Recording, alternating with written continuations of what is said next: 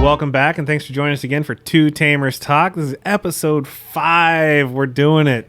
And speaking of doing it, Jeff's back in studio. I'm back. He's here. Going? It feels great to be back. And we are fresh out of locals. Yep. How are you feeling? I had a blast. It was great to come back. I welcomed. It's like you guys missed me or something. Oh, right? yeah, or of at course. least you're pretending for me, which is great, right? You also bring a clan with you when you come. So, yes, we definitely missed. How many people do we have tonight? We had 18 18 people tonight. glorious people. It was people. great to meet people that I missed over the past 3 weeks that started showing up while I came. It was great to see those old faces that I have just grown so fond of that we talked about earlier kind of took a step away. Yeah. Right. And seeing how refreshed they are and kind of coming up with fresh ideas.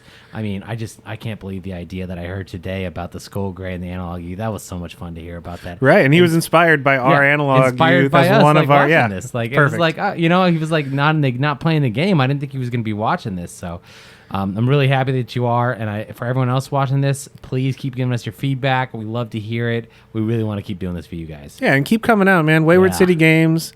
We're in Vancouver. We're not going to plug this too much because it is like we want to go national with this podcast. But if you are in this area, every Wednesday and Friday, the scene just keeps getting bigger and bigger. It's great. And the people just, we have quality players. We love, especially the new players that are coming out. We love it. But anyways, we're going to get down to the brass tacks. Yes. How'd you do at locals? Oh, man, I did not do good. Okay, so...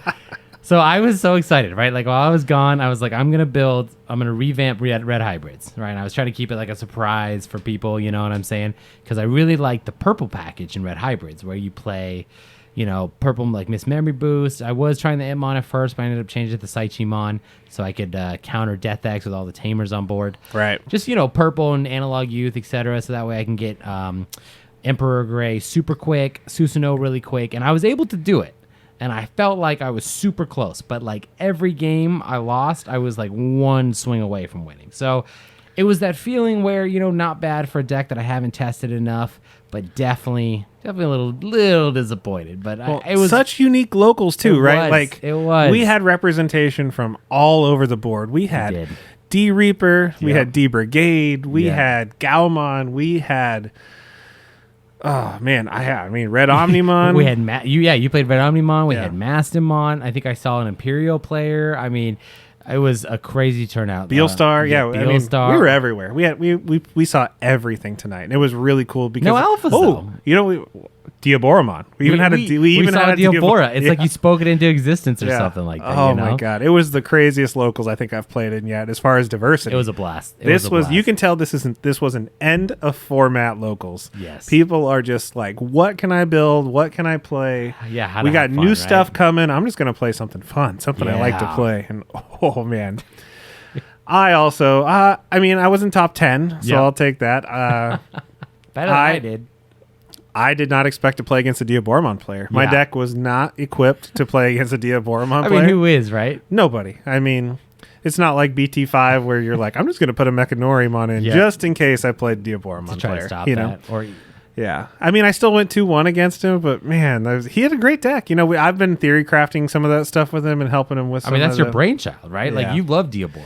Yeah, and I love to see it. It's such a good, and he's such a great player. So all in all, locals were a lot of fun tonight. It was great to see everybody. 18 people. 18. Let's get 20 plus. I mean, we still had people that... We had people missing. We had people traveling for work. We had people just couldn't make it. Yeah. So, I mean, great turnout. Sky's the limit. Yep. And that's on a Wednesday. On a Wednesday. So, I love it. I think you're going to have a good turnout on Friday. I'm not going to be there, but I think you're going to have a good turnout on Friday too. Right? And then we got pre-release coming up. We got BT10 around the corner. Yes. Everyone's super excited for that. Yes. Yep. Ah, man, it's just so much excitement. I mean, people are doing their pre-orders. Like everyone's like, I think the big talk right now is just like, how many boxes are you going to buy? Yeah, how many boxes, right? Especially because of the Ghost Alpha. Yeah. Like we got to be able to. Hopefully, we can pull one on camera. That would be stay tuned awesome. to the channel. I think between me, you, and the shop owner, we're planning on opening cases. I'm hoping, definitely hoping. Be able to get that. It'd be super nice. I mean, you are the Ghost Omni puller of the group, so got lucky on that one. Yeah. But we're gonna get it on camera for you guys. That's our number one goal with BT10. Yes, we want to get that Ghost Alphamon pull on camera live, because we also we were so excited when you pulled the Ghost Omni. we didn't really see what slot it was in. We didn't. We were just like opening packs. I think we kind of, I don't want to say giving up on pulling the Ghost Omni, but we were just cruising along, talking, having our conversation. All of a sudden, I'm holding it, and I'm like, what did I just do? Yeah, and then we didn't count the alt arts. We don't even know if it even held the spot, if it's just randomly inserted or what. So there's so much in between all the box toppers and other cool stuff. Like, this is just going to be such a fun set. This set is really going to have a lot of good value. Yeah. Almost everything in it. I mean, I know it's going to suck for those that don't want to play against Xiaomon, right? Don't get me wrong. I'm not saying that, but like the value of the box is going to be good. Box toppers are good. The extra stuff that it comes with is going to be great. I mean, I'm excited for the ST11 Altar stuff that we're getting, like he just wants another Gaia Force. I don't want another, I want another Greymon, a nice shiny Greymon, right? That doesn't have the Digimon Judge stamp. Yeah.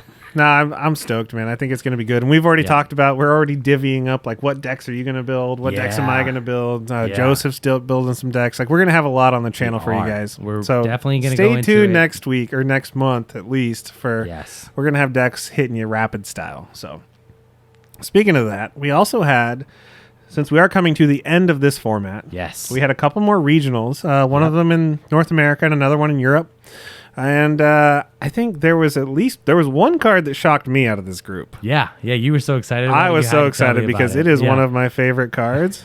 I don't know if you can, if it pops out at you, but there is a card on both of these lists. It's like you played it tonight or something, huh? Oh, yeah, I played 3 of it, and I did pretty well. You did, but you definitely did. Omnimon X Antibody. It's coming back. It is. It's coming back, baby. It's a good card. In big stacks. Like, I think it's resurging and people don't know how to play against it. I had at least 3 of my 4 matches. They had to pick it up and read it tonight, which is always a great it's a great feeling when you just completely shut them down, because even if they could read the card 10 times, right, they don't have an answer for it. I mean, who has an answer for that card realistically, right? So it's like my card of the week last week was the Blitz Omni, and then I was able to use that and then use the Nokias to digivolve into this for like 1. Super nice. It's so nice, and I love seeing it because both of these decks run the Searcher. They do. So one runs 3, the other one runs 4, but the X Antibody also searches. So what are these decks before we get too carried away? Well, I mean, obviously they're Gao. They're Gao decks, right? Black War Gray Gao decks. Both of these won regionals, one in Europe, one in North America. Yep. Both very, very similar when you're talking surface level, but there are key differences. Very key differences. So I know which one popped out at you. Was that red memory boost? That red memory boost? Because I love the red memory boost, right? And I'm totally a guy that's like, I want to play 4 or 3. Like, if it gets to the point where I'm running 2 of a memory boost, I'm either putting something else in that slot or I'm figuring out how to play 3 or 4. Yeah. So, I mean, seeing these 2 different lists, right? For example, I think it's the North America that's playing the 4, whereas the Europe's playing the 2. I mean, it's kind of hard to tell at what point did they have to make that cut. You see the extra Congo over in the Europe side. That's not a bad call at all. Have the extra defense. But, I mean, both of these decks very similar cores, very similar ideas and theories, etc. But you just see, like, small differences here and there. See, the big one that I see is that red tie. Yes. One doesn't play it at all. Yeah. Only Cool Boys. How many is he playing over that? Plays 2. 2 of that red. See, that's such an interesting... So it looks like he swapped out 2 of the memory boosts, essentially, to play the 2 red ties to make that memory consistent. And that extra aggression, when you have that extra security check on either the Black War Gray or the Gao, right? If you just need that extra swing. I mean, honestly, even the way this deck works with the Metal Gray Alterous mode, that will have enough sources to trigger that tie. So that is a tough call if you play 2 ties or not. But, I mean, both of them are playing 4 Cool Boys. Yeah.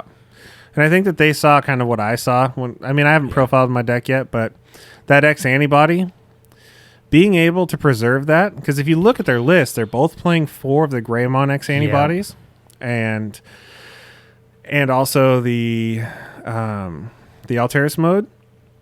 So that X Antibody is going to have the same protection that level 7 Blitz Omni has just by itself. So that X Antibody not only can stop attacks, but it can also prevent itself from being deleted or returned to hand or deck. I mean, just a sticky card, right? Yeah. Like, I mean, honestly, I can't think of a better deck that can fully utilize an X Antibody better than this deck. Yeah. And not to mention, I mean, when you digivolve on top of that Omnimon, if you got the Cool Boys, you can do it for free. if you have enough of them.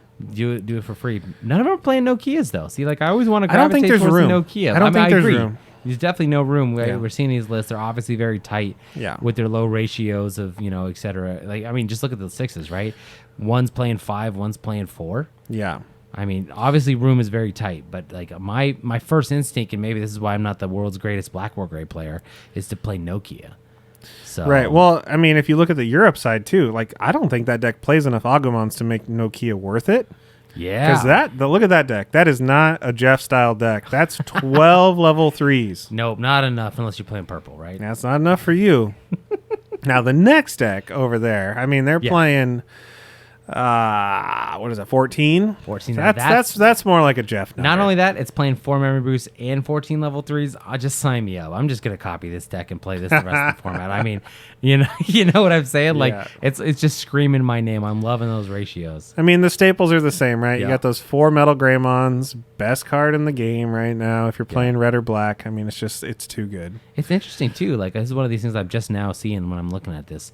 The North America player has played the one of Wargrave from BT1. Yeah, he's playing the one of Wargrave for. Yeah, that's crazy. They both have it. Oh, they do. Yep. Oh man, I missed that, guys. Yeah, we got one over here too. Guys, I'm slacking. I apologize. No. But you're fine. It's a lot to look at all at once. How they both just kind of came to that same consensus of like, this is like the best cards in the deck. This is what I'm gonna play. This is what I'm gonna use. I mean, did that one of come up? Did it like just completely shut down security control? I mean, you could argue, right, that the tie over on the Europe deck, right, playing that one of Wargrey, all of a sudden now that's swinging for 3-4 checks. That's pretty mean. That's pretty mean. What I see in both of these decks. So I'm looking at their level 4 package, right? Yep.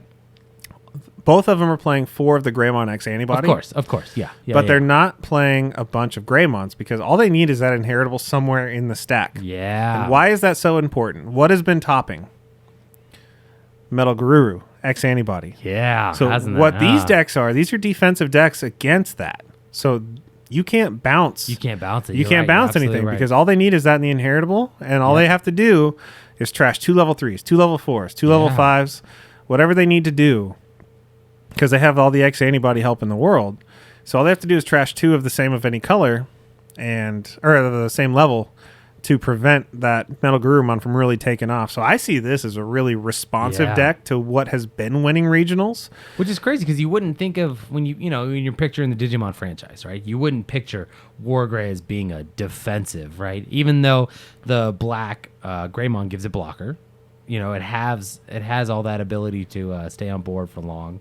It's playing the Kongu to slow down the opponent like that, but that's how the deck is, right? Yep. And you're getting so much draw and so much memory gain with that Cool Boy.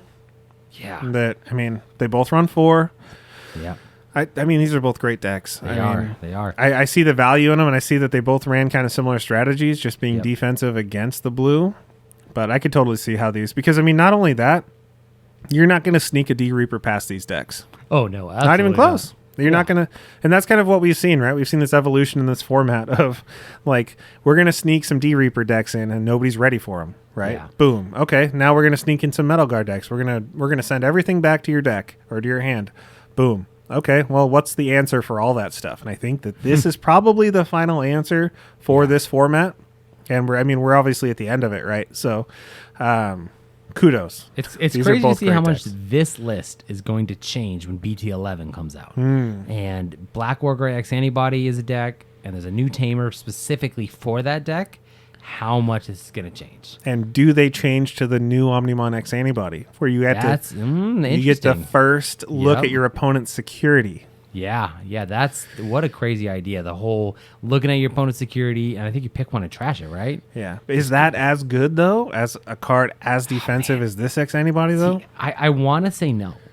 My initial gut reaction, and I've been wrong a couple times in my initial gut reaction, right? But I want to say no, that X Antibody is not going to be better in this list than what they got there for the 7s. Even though the alt art is clearly better.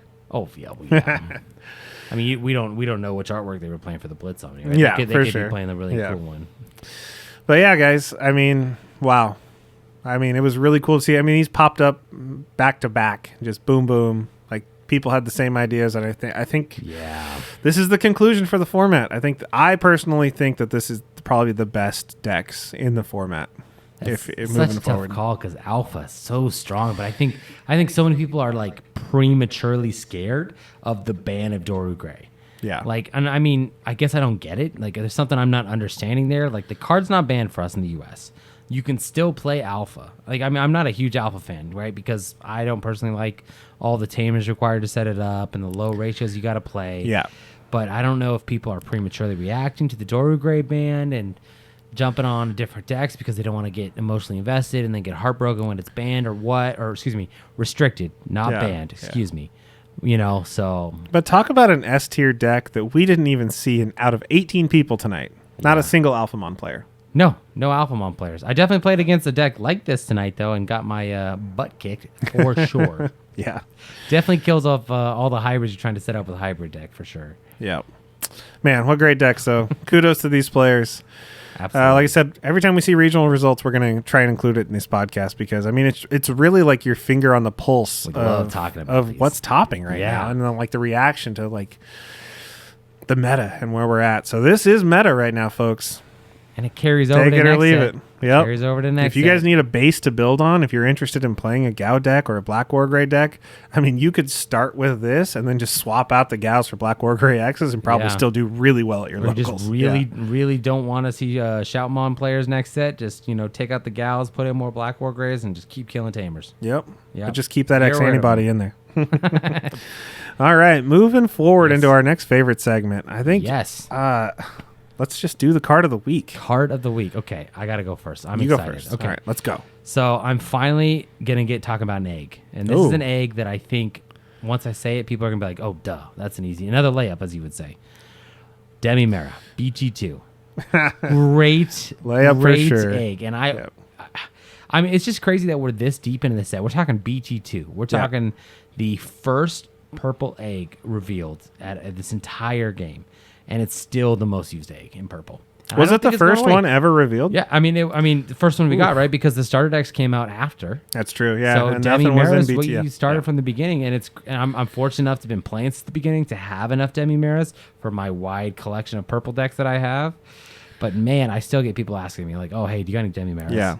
Right. And they have tried to supplement us with them. I mean, they gave them good Digifest. Those came out. Digifest. And then we got the tournament pack ones. Why wasn't that one foiled? Come on, give me that one foiled. Like, I don't want to play a non-foiled Demimera. So silly that wasn't foiled. But the card is so good in purple. I mean, I've had anytime I'm playing a purple deck where you just need one card in trash. Yeah. Right? Like, for example, the thing that pops in my mind is like playing Malamyotismon.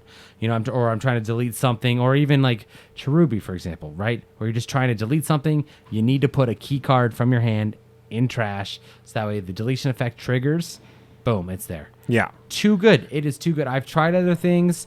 The Sunomon is really nice from BT6. Xiaomon. The Xiaomon's from BT4. That one's good too, the Retaliation. But the Sunomon's okay too. The newest Pokemon's not bad, but that Demimera still takes the cake. It's the bread and butter. It is. I mean, I even think so because it does. It's, I mean, as a zoo player, like when you're playing the purple eggs because you want to play purple option. Yeah. If you're playing purple, you want that trash. I mean, if you're playing absolutely. like Jessmon Zoo or you're playing, I've seen people play it with Machine Dramon too. Yeah. I mean, anything where you're drawing and trashing. Yep. Very good. So I guess it's my turn. It is your turn. Since What's yours was another layup, maybe you'll give us a free throw next week. Yeah. We'll try and I don't know. Mine's very current with what I'm going to build next format. Okay. And you've seen me use this in multiple of my zoo decks. It tends to catch people off guard, especially when you're playing it in decks that are like Omnimon decks and stuff like that. But Judgment of the Blade. Ooh, what a nice pick. That card throws me off. And we have been waiting for the alt art for that for so long. Yes, we have. And that Judgment of the Blade is such a good option card. I mean, there's just times where I'll just look at Judgment of the Blade and I'll be like, what deck can I try this in? Yes. I mean, I think I've tried it in Leopardmon. I've tried it in so many cards. Kentaurismon. Like, it's such a good card, and it catches people off guard like crazy because it's just so universally good. It is a great card. Not only, I think the thing that I love about it the most is, one, it was kind of that metal gray card before the metal gray came out. Absolutely. So it kind of let you do something that you weren't allowed to do before. for cheap, for very cheap. Yeah. And me as an Omnimon fanboy, you can use it on almost any Omnimon. Perfect. Love it. But the best part about that card is the security effect. It's a good security effect. Not only does it play a Sistermon, which can either net you a memory, create a blocker, draw you a card. Like, all the Sistermons do great things, right? So we get all into that, but also you get to play the Sistermon. Then you get to add the Judgment to your hand. It's great. It goes to your hand. You can use it, to do what it's meant to do. You get to use it twice in security. Yeah. And I love it. It's a great... And especially with the Blanc Awakened when that came out, because then you can recover with it too. Recover with the Blanc Awakened. Red Recovery. Like, it is just everything about that card. I can't wait to play it in Jesmon. Yeah. I played it in my Red and Black Royal Knights that I did well with. Like, it just, you're using it on your Craniumon, like thinking it's a crazy defensive card. Like, no, I'm going to swing into whatever I want with my Craniumon. So I got to ask a question. We're talking about sisters. Okay. What is your opinion on the censorship with the Sistermon Noir not being in the U.S.? I think it's silly. I think that's kind of the general consensus. I don't think that there's anybody. I don't think there's any mother groups outside of Bandai headquarters don't know what with Digimon picket signs and they're focused on Magic and Pokemon and rock and roll music or whatever, or Lizzo playing a crystal flute. Like, they're not worried about Digimon with Sistermon Noir. Well, and we're thinking about it like, okay, let's analyze our locals. Like, what's the youngest player you've seen play in our locals? Yeah, we really don't have a maybe 17. Audience. Yeah, definitely old enough to see a pair of cartoon guns. Yeah, come on. We're not changing. The guns are still present, right? It's the fact that it's a nun. I don't know. Bandai's gonna have some answers, or hopefully gonna have some answers soon, or hopefully just come out with something consistent and universal. Because it sucks that Japan got the Noir. We have a seal. So now you're talking two completely different markets, two completely different regions, having two sets of sisters. Why not embrace the fact that there's three different Sistermons? And they also had trio. They also had different traits, which confused everyone. Yeah, it was a mess. It seemed like way too much work for solving no problems whatsoever. Yeah, they should have just went with it. You're telling me you can have Creepymon, who's got a pentagram on on his shoulder, but you can't have Sistermon Noir. Isn't that good? Whatever. It's kind of silly. It's silly to me, but off topic, right? We'll see what happens. Let us know what you think in the comments. If there's any solution you see to this happening, or if I'm curious what you think. You know what? Let us know in the comments if you've met anybody in this entire game that had a problem with nuns with guns. Nuns. That just sounds great, right? I don't know. I don't think we're gonna find one person. But anyways, those are our cards of the week. I'm going Judgment. You're going Demimera. I think they're both probably pretty close to. Try to come up with something a little bit harder next week, right, guys? It's just cards. We got to get through the cards we use all the time, right? So good. Yeah. So speaking of Judgment of the Blade, let's talk about that premium set. Yes, let's. I'm glad you're bringing this up. We have had a heck of a time trying to find this locally. Yep. So, yep. We talked about it in our last Two Tamers Talk. We did. I scoured at my wife's peril. I scoured Walmart's while we were on our anniversary in Vegas. I was looking for this, right? Because I was there during the release. Right? Yep. I went to 5 different Walmarts. Yeah. And not only did they not tell us that it was only going to... It seems like it's a Walmart exclusive without Target a stamp. Target doesn't have it? I haven't seen any reports of a Target having it. No Fred Meyers or wherever you're from, Myers or Smiths or whatever they're called in your area. No, it's only been at Walmart's, right? So going by that, I went to Walmart after Walmart after Walmart. I came back. I went to 2 local Walmarts here. I found more of the adventure boxes. Yeah, well, that's great. Those are everywhere. Right? Can't find any of the premium sets. So we did find some workarounds. We did. We totally did. And by we, I mean not I me. did. Not me. So while it lasts, while supplies last, I will let you know the trick to those premium boxes. They are, if you want to get them for retail, do not pay scalper prices. Do not. If you are looking at buying the alternate arts by themselves, rethink it for a minute just based on what I'm about to tell you. If you go to walmart.com and search Digimon Premium Box, it'll pop up. You can order them online for retail as of today. For retail, which is that's what's super nice, the 5th. 5th of October. And they're shipping directly from MJ Holding, which is the supplier of a lot of TCGs and stuff to these retail companies. The big boxes. They don't release to your LGS.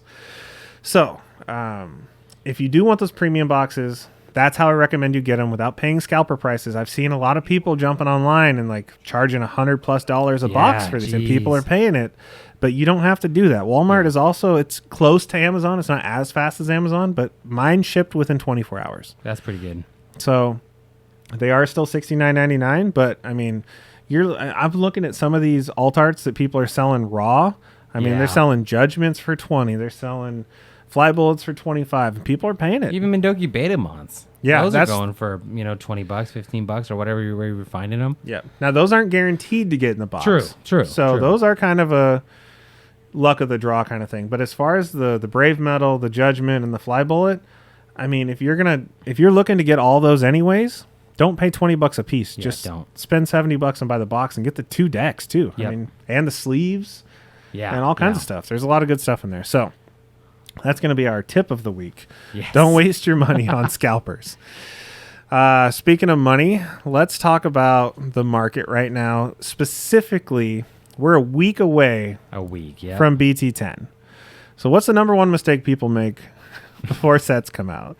Buying stuff way too early and overpaying. Right. We're looking at pre-sales right now. Pre-sale prices. Pre-sales for BT10 on TCG. There are no alt arts currently listed. So we're talking raw, just regular arts.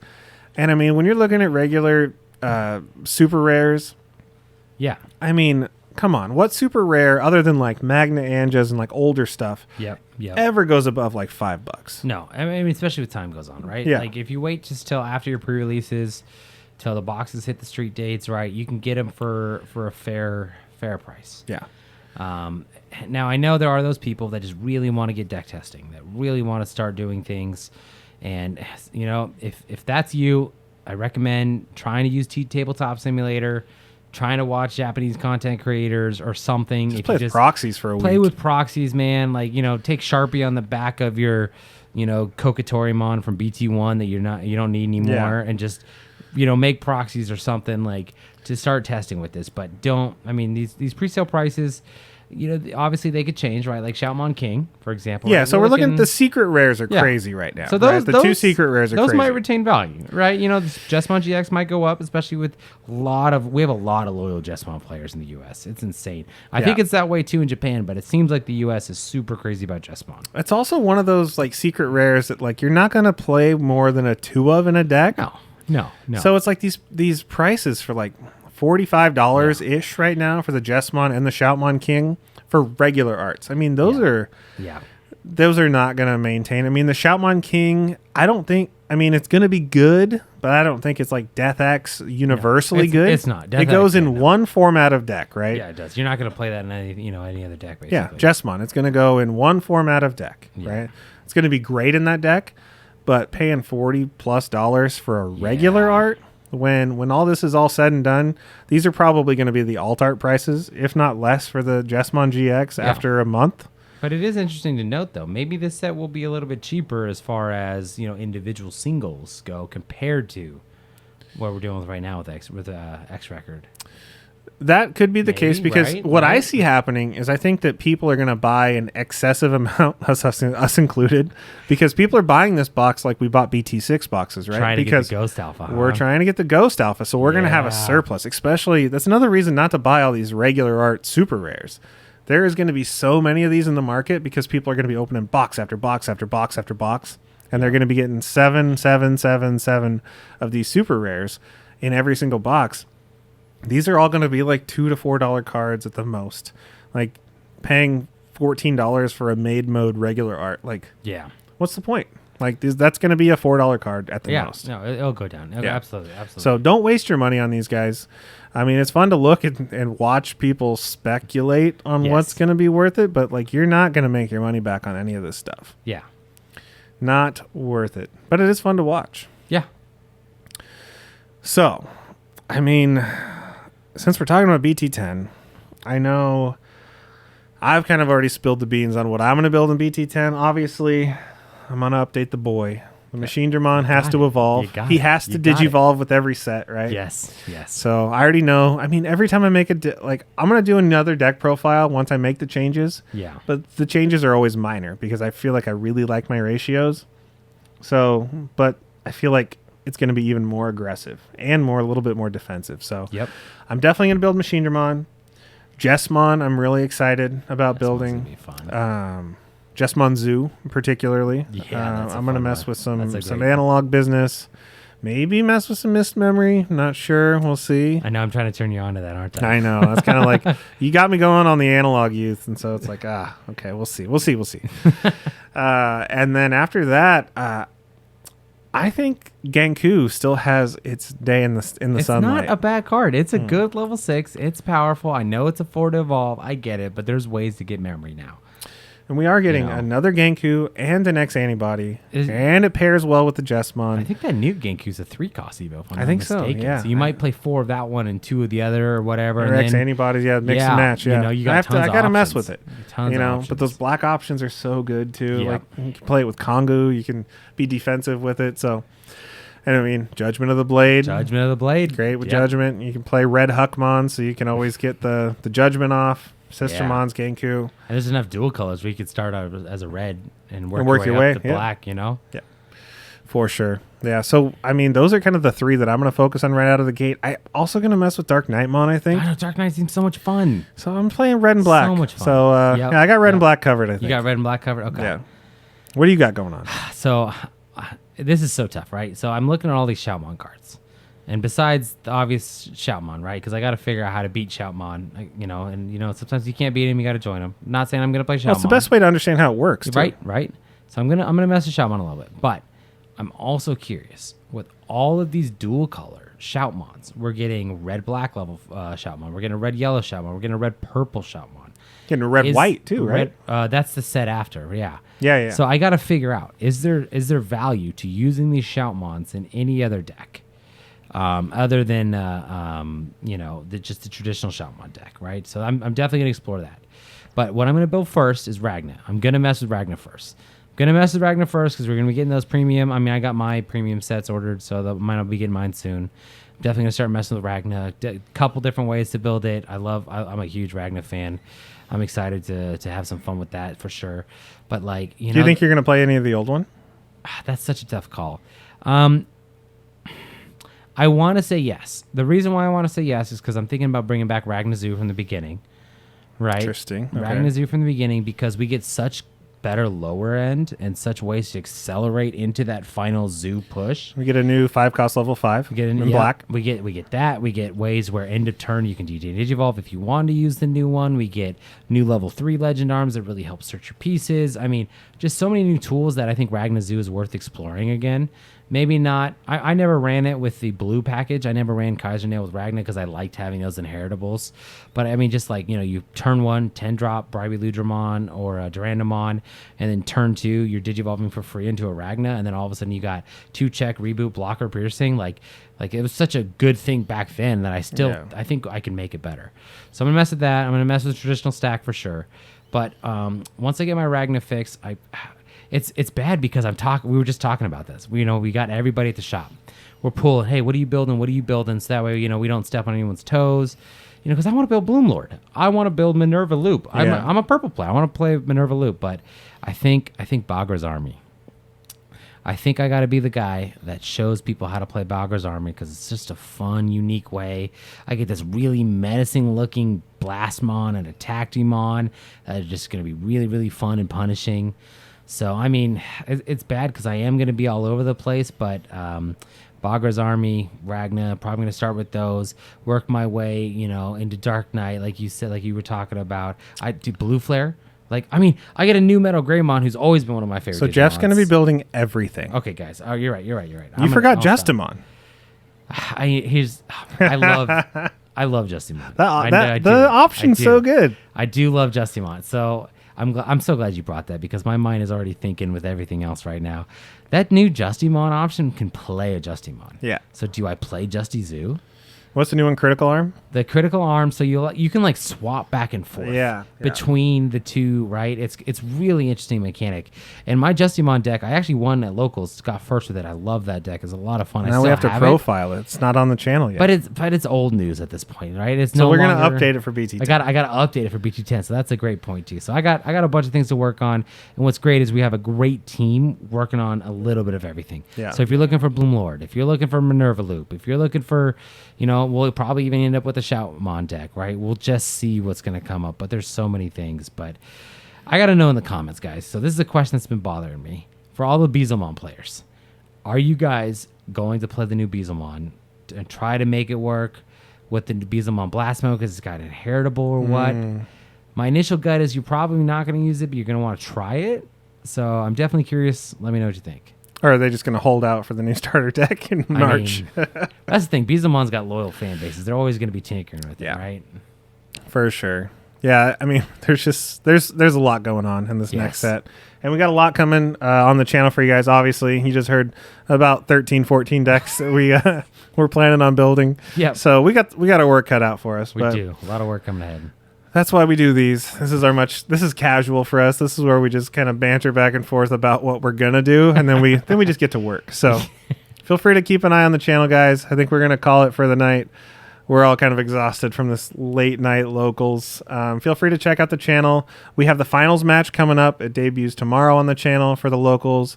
A little snippet or a little sneak peek. We got D Brigade against Mastamon. That's right. Yep. My mind kept going purple. I'm like, no, that was last week. Mastamon against D Brigade was our final two at locals tonight. Please check out that video. As always, check out waywardcitygames.com. As soon as we start cracking BT10, those singles are going to be live on the website for purchase. So feel free to check that out. Next week, we will have a huge unboxing of BT10 on the channel. So feel free to check it out. Help us get on that Alphamon watch. Yes. Send us your well wishes. Cross your fingers. I want to pull it in my case. Jeff wants to pull it in his case. It's your turn. Hopefully the shop doesn't pull it in their case, and then neither of us get it. So, all right, guys. That's enough banter for me. Have a good night. Have a good night, guys.